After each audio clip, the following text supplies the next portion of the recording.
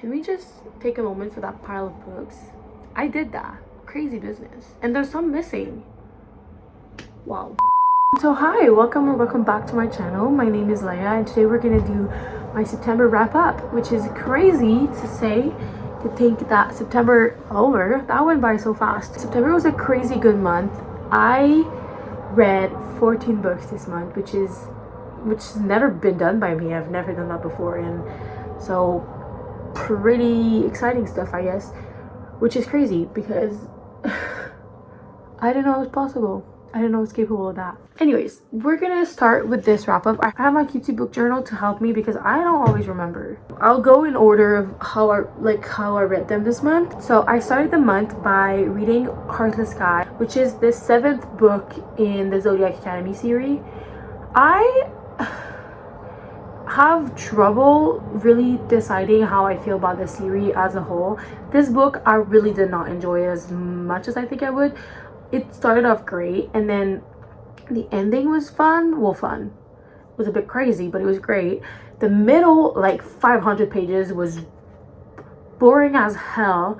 They felt super useless to the plot as a whole. I feel like we were discussing topics and having scenarios that didn't really fit the characters. Also, talking about characters that are just useless to the plot as a whole and did not really make sense. Like, I feel like we had conversation and banter that didn't lead nowhere, and also about characters that aren't main characters, and I was a bit disappointed to that. It was not only too long, but I didn't feel like it added much to this series, and I almost DNF'd it. It took me 4 months to read this book, and the thing is, I was thinking maybe the series, I'm done with this series, but I feel like it has so much potential, and I really want to see how it unfolds at the end of like all, I don't know, 12 books. I don't even know how many there is. So I think I'm gonna keep going with this series, but it's really on thin ice. The next one is like 1,000 pages or more, and I don't really know. 2 characters that I really want to get together, or like we're hinting at them in this book, and that might be the reason why I keep going. So anyways, overall, not my favorite read of the month. I think it's my least favorite read of the month. At least we're continuing a series, so I guess a win is a win. Then, oh, where is it? At the airport, I bought Problematic Summer Romance, and this book, I think it's my new favorite, Ali Hazelwood. I just absolutely loved it, and there's nothing that I would change about this book. This was really fun, and Maya and Connor are just very relatable characters. I think to me, I really found myself in both of them, and I think that's what made this book for me. I liked Not in Love, which follows Maya's brother, but it's not my favorite trope for a couple, Not in Love, and so I liked it.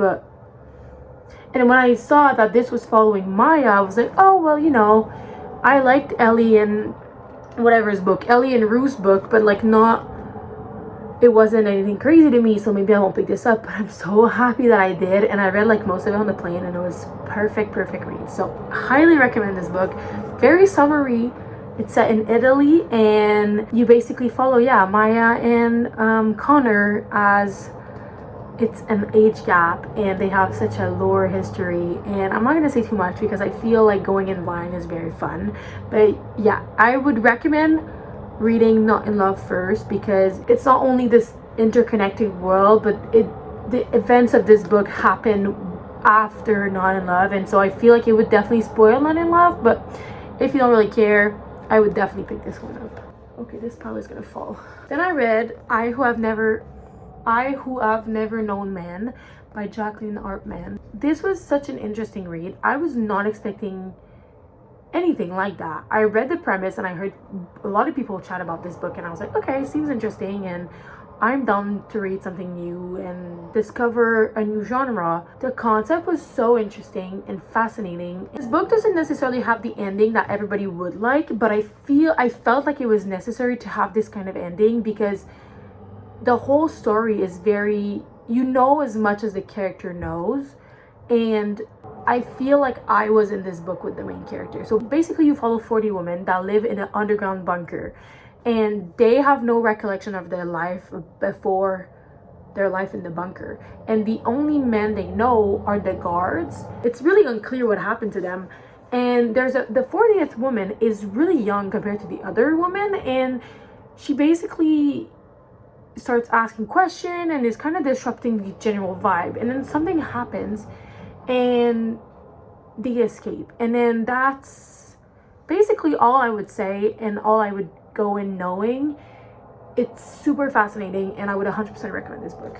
Then I read Not Quite Dead Yet by Holly Jackson. I didn't know Miss Jackson was capable of doing this to me. This was such a fun book, and it's her debut adult mystery thriller, and I ate it up. I thought she was an amazing YA writer, but this, I need more of this. Like, I think she is just a queen of her genre, and this book did stuff to my brain. Basically, on Halloween night, Jet gets murdered, I guess, but she doesn't die. She goes to the hospital, and the doctor told her, hey, so you didn't die, however, you will die in 7 days, because they really messed up with your brain, and in 7 days.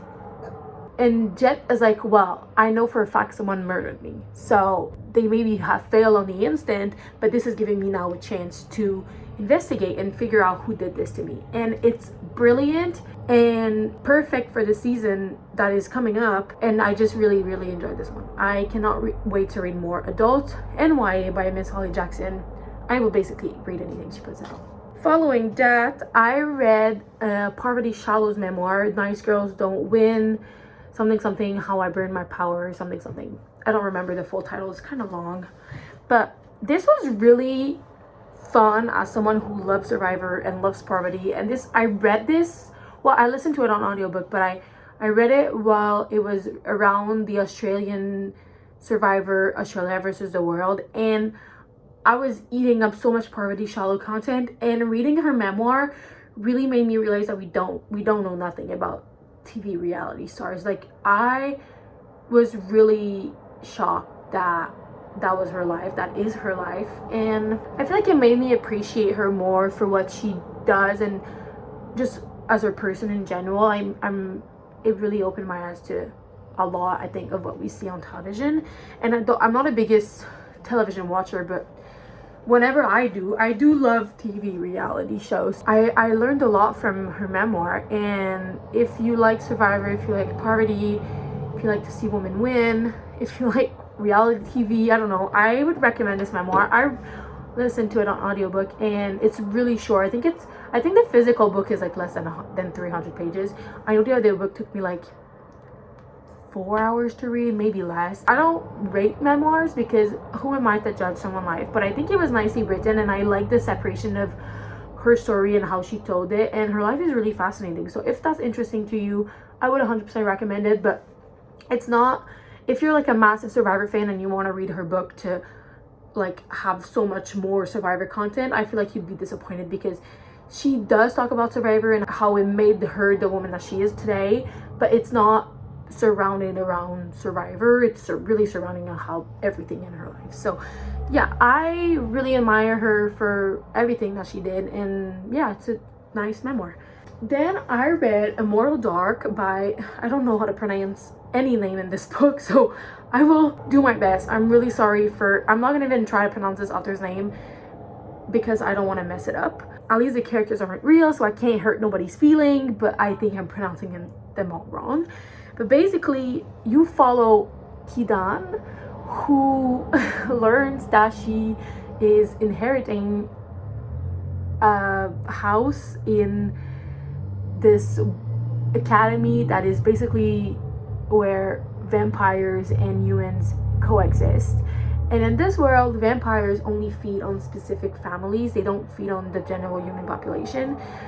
And basically, she's at war with the last vampire that's assigned to her family to gain the house they live in. And houses in this world are like another character. They're like alive. And it's really fascinating. I enjoy this way more than I thought I would. I'm not the biggest vampire story fan, but I think I am now. I cannot wait for the second one. This was a wonderful story, and it's like a bit of a mystery. Basically, the whole book, Kidan search for her sister June. And that's like the overarching plot and mystery throughout the book, but it's so well written. I think this is her debut, and I'm really amazed by her debut because this was wonderful, and I can't wait to read the second book. Following that, I read That Morning House by Maureen Johnson. Maureen Johnson also wrote the Truly Devious series, and I really enjoyed that series. I just love myself YA mysteries, and I think Maureen Johnson, she does a great job at it. This is definitely not reinventing anything, but it was really fun. Basically, you follow Marlo, who gets invited to spend the summer at Morning House, and Morning House is a weird thing because in 1932, 2 people died at this house, and since then it has not been open to the public or to anyone.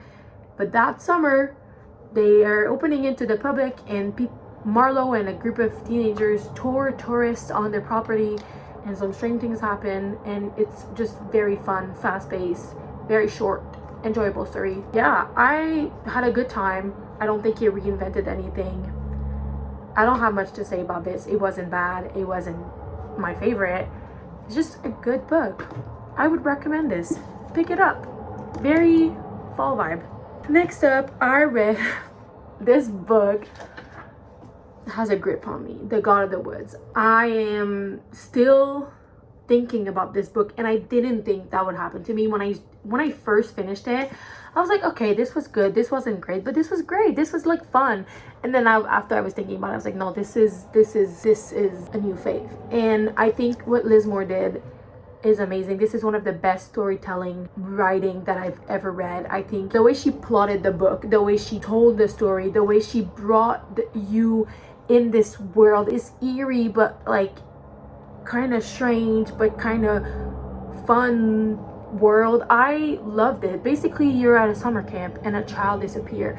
She's the daughter of the family that owns the camp, the rich, like a rich family. Thing is, her brother, something like 14 years ago, also disappeared from the same property, and you basically follow the mystery, and it's wonderful. The ending caught me off guard in a way that I was like not expecting it. I couldn't figure out how they would resolve the story, and the way it ended, for me, perfect ending.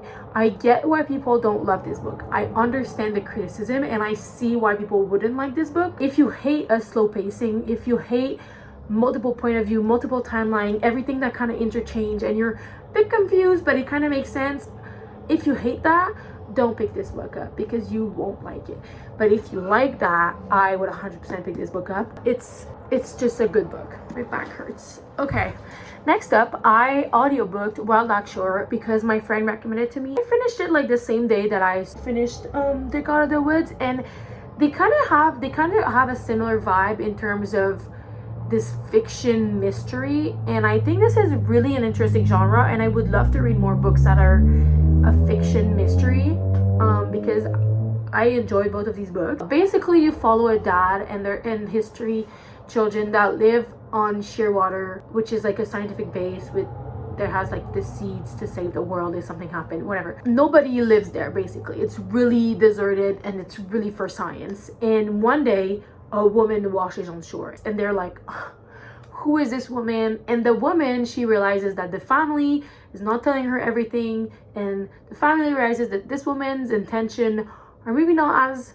she makes it to be. That's basically all the info I would give you. Like, I don't think you need more to go into this book.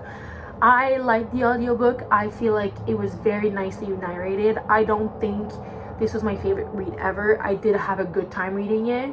I think the middle was kind of slow paced, and it felt weird because it started as like quite a fast pace, like what's going on, who's this, what, and then you kind of in the middle just to pick it up really quick in the last 2 chapters, and I felt like it was a weird pacing, and that really like took me out of the story a few times.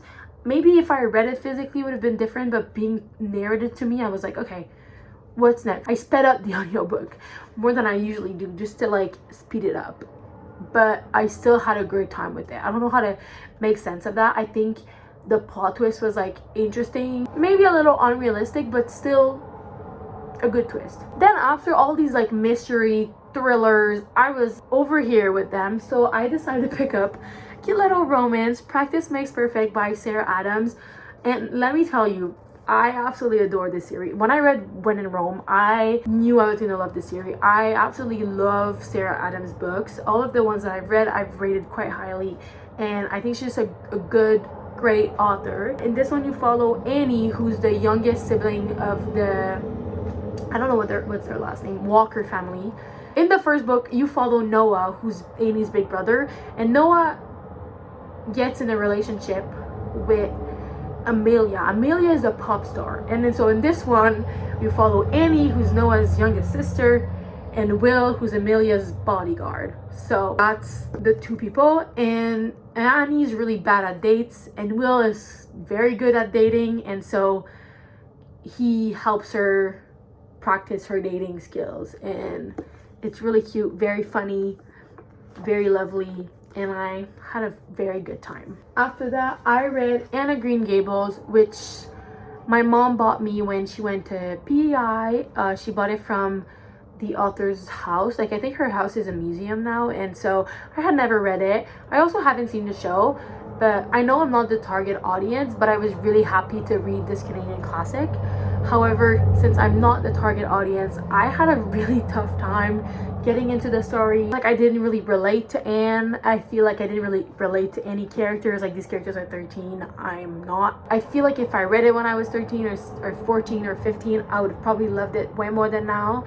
I feel like now I'm being very critical to this book, and I know it was written in like 1908, but literal adults are bullying a child because she's redhead and has freckles, and I feel like that is just crazy. Maybe I'm too critical. The whole time I was really frustrated with these adults, and this poor kid, she is an orphan that finally gets adopted by a family, and you are bullying her. I was really frustrated, but I think it's fun, and if you are young or if you have young kids, I would recommend this. Maybe just FYI with the bullying of children. I went back to Sarah Adam and I read Beg, Borrow, Steal, and in this one you follow Emily, who's Noah's younger sister, Annie's oldest sister. Basically there's 4 kids. It's Noah, Emily, Madison, and Annie, and so far we had books from Noah, now Emily, the second one's Annie, and then the 4th one's gonna be Madison. So the sibling order is all messed up for the book order, but it doesn't really matter. Basically you follow Emily. Emily's a 2nd grade teacher, and her nemesis or her rival since college, his name is Jack, and Jack is also a 2nd grade teacher, and they kind of don't get along. They kind of prank each other, and it's kind of funny. And Jack comes back to town, and now Emily's like frustrated, and that's kind of the premise. I found that Emily was a bit childish with her pranks and the way she treated Jack, and I'm like, you're almost 30 years old, or you're 30 years old. Like, this is, why are you doing this? Like, I didn't really like the way she acted towards Jack, but I did like her progression and her development as a character. I feel like we saw growth, but I'm like, why is this starting as you acting like a 16-year-old when you're 30 years old? I will say, if you read Sarah Adams' book because you like that it's a closed door romance, this one does have a few chapters spice, but I'm pretty sure she premised the book with the labeling of the chapters. It's not anything crazy, it's not super explicit, but you're definitely getting more spice in this book than in the other 2 in the rest of her series, so that's just a little FYI. I did, however, laugh a lot at this book. This one, the book that I laughed the most at, like genuinely laughed out loud, and it was fun. It was great. I just really like this town, and we hinted at Madison's romance, and I'm really excited. I don't know when the next book comes out, but I cannot wait for Madison's romance. I listened to Project Hail Mary on audiobook. I did a 24-hour readathon that's going to come out maybe next week with the last few books and the next few, and so if you want to read really my in-depth thoughts, I would recommend going over to that. Project Hail Mary was so much better than I anticipated. It was like pure gold. Like, genuinely, I did not expect to like it as much. I don't even know how I would describe this book, but it made me cry, it made me laugh, and I had such a good time with it. It's definitely very sciencey, but you don't need to be a science person to read this book. Basically, you follow Rylan, I think his name is, and Rylan has to save humanity, basically, and he's in space to do so. And you just follow his story, and I was going through it while listening to this audiobook, just thinking about it. I'm really happy that I read that book, and it was one of my favorite this month, and it helped me branch out of my comfort genre because I don't really read a lot of sci-fi, but this one was really fun.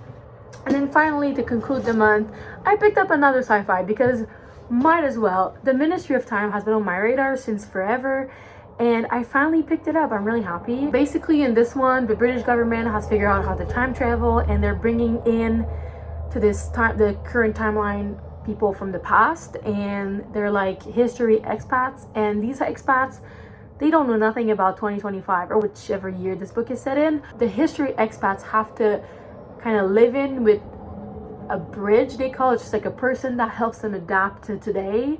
In this book, you follow this girl who I don't know her name at all. She has a name, but I don't know it. And this girl hosts Commander Graham Gore, who died in the Arctic during an expedition.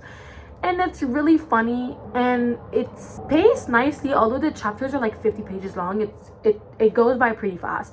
I will say it started out so well, and I was really enjoying it. I was like, oh my god, another 5-star sci-fi, like maybe that's my genre after all. And then it went downhill. I hit the like 50% mark, and I was like, okay, where are we going with this book? It felt so, and this book is not long at all, but it felt long in the middle. I feel like I was hitting the same plots in different ways, and I feel like this book was foreshadowing a lot, and I was like, okay, stop foreshadowing, just show me now. And we just got there at the end, and I feel like the ending was really rushed, and also did not really, it made sense because that's what happened in the book, but I feel like the reveal was kind of like, oh, a bit disappointing. And so I feel like that really tainted the way I felt about this book, but still a great book, and I would still recommend it. And I still had a good time overall, but it just was not my favorite. So yeah, I can't believe I read 14 books this month, but we did it, and it was a great reading month. I am so happy with all my reads. I discovered new faves and no faves, but still, I feel like overall I liked all the books I read this month, so I feel like that's a win in my books. So yeah, I hope you got inspiration from all my reads this month, and I will see you in the next one.